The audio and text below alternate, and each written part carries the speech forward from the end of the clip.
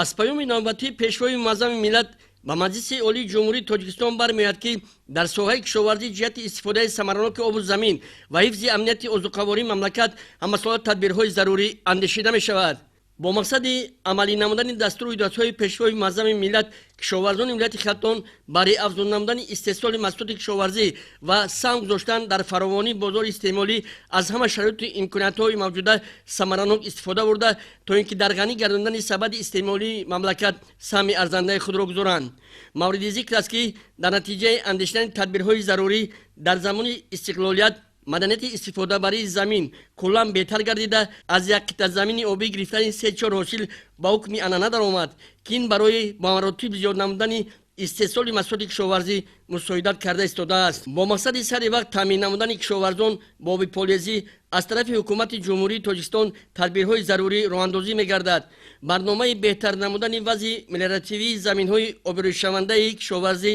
дар ҷумҳурии Тоҷикистон барои солҳои 2024-2028 қабул гардид, ки амалӣ гардидани барномаи мазкур ба беҳтар намудани хизмати обрасонӣ дар мавсим ба кишоварзон мебошад. маркази татбиқи лоиҳаҳои барқарорсозии системаи ирригатсионӣ,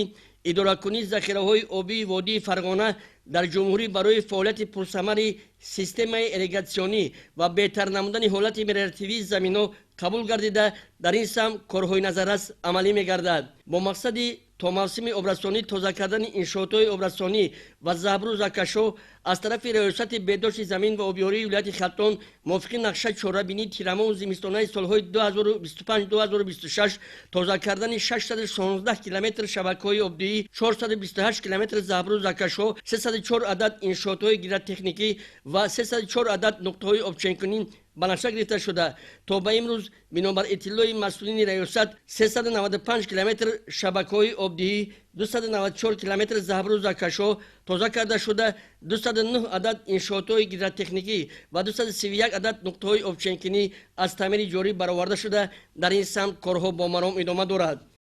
барои хубтару беҳтар таъмин намудани хоҷагоҳи деҳқонӣ бо оби полезӣ, тоза намудани шабакаҳои обрасонӣ дар идораи зиёртобии раёсат солҳои 2025-26 имрӯзҳо зиёда аз 64 адад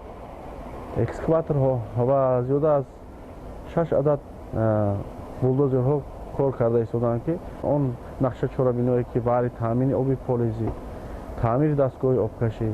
таъмири иншоотҳои гидротехникӣ ба пуррагӣ ба итмом расонида, хоҷагоҳи деҳқониро бо оби полезӣ нисбати солҳои пешин хубтару беҳтар таъмин намоем. яке аз омилҳои асосии фароҳонҳосилӣ дар соҳаи кишоварзӣ ин пеш аз ҳама самараноку оқилона истифода бурдани ҳар як қитъа замин ва беҳтар намудани ҳолати мелиоративии замин маҳсуб меёбад.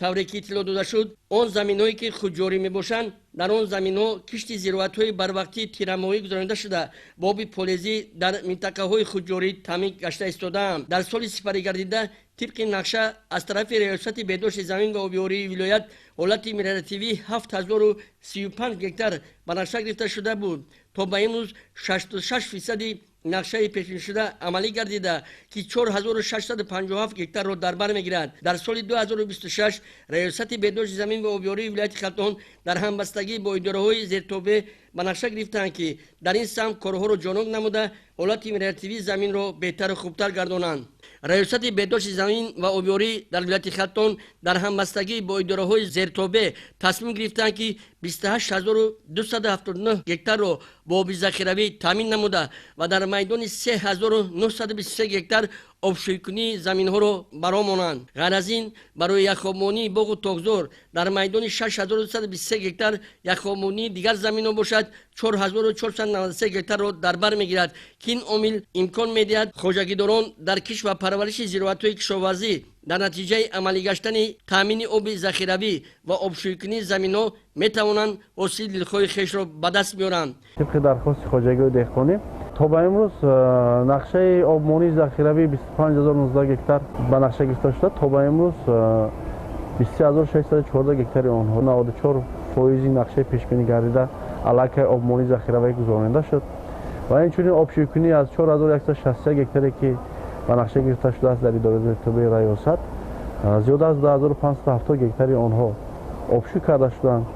мавриди зикр аст ки дар мавсими обрасонӣ дар вилояти хатон зиёда аз 80 000 гектар заминҳо тавассути пойгоҳи обкашӣ боби полезӣ таъмин карда мешаванд. раёсати беҳдошти замин ва обёрии вилояти хатон ва идораҳои зертобаи он ба нақша гирифтанд ки то мавсими обрасонӣ 340 дастгоҳҳои обкаширо аз таъмири ҷорӣ бароранд. то ба имрӯз зиёда аз 196 адад дастгоҳҳои обкашӣ таъмиру тармим гардида ба хати тайёр омода мебошанд.